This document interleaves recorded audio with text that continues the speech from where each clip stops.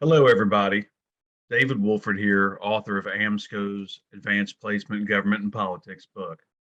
I know we're all getting ready for the national exam, so here are 5 tips to help you review. Number 1, curveballs. Baseball season has begun, but in the sport of taking the AP government exam, we can't just take any pitches. We must swing at all of them, attempt all the questions. So here's a list of curveballs to watch out for. Some of these are the more obscure or lesser used government terms that will still surface on the test. You might see 1 or 2 here that you wish you'd covered more. Litigation burned me 2 or 3 times. I formed this list over the years in the pre-redesign era. So will these same terms appear on the post-redesign test?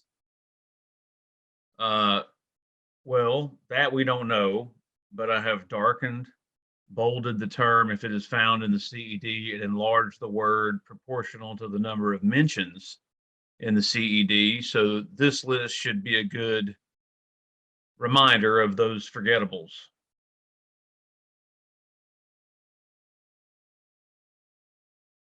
Speaking of the CED, always remember the CED. Perhaps there's no better way to bore your students than to have them read the CED.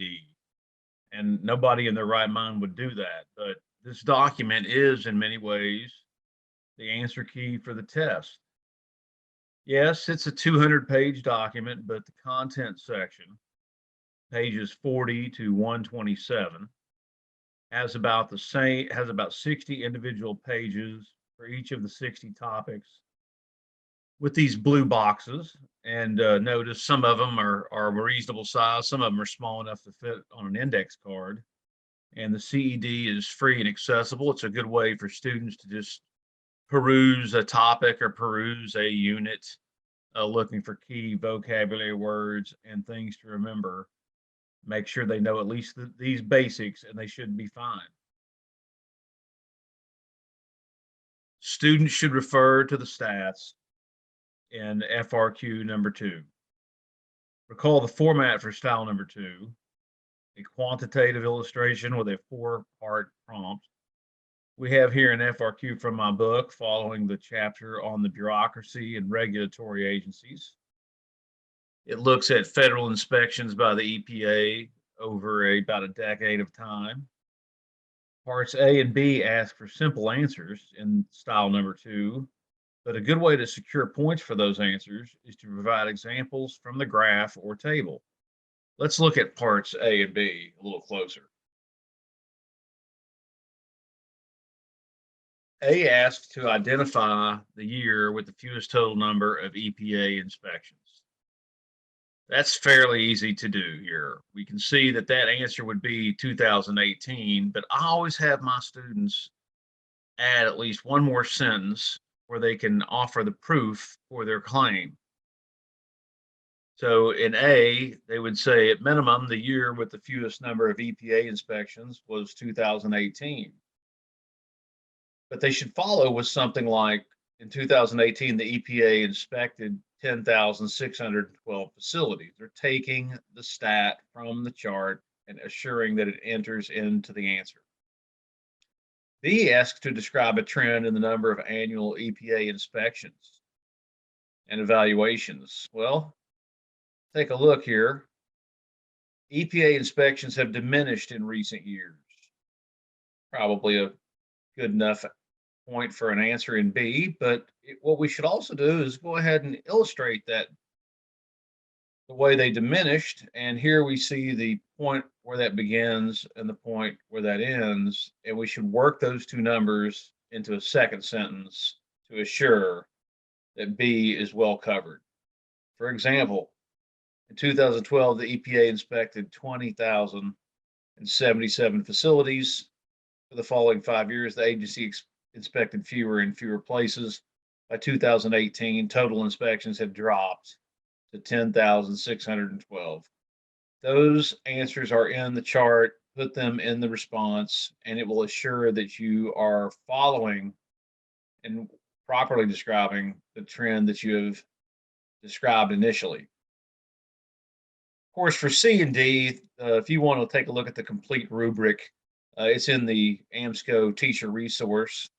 That's essentially the answer key with some other materials from Perfection and teachers who it's available to teachers who purchase the books for their students. So, but here are some basic things to look for in C and D. Cram for the exam. C-SPAN has run Cram for the exam for years and is bringing back the show in its regular in-person format.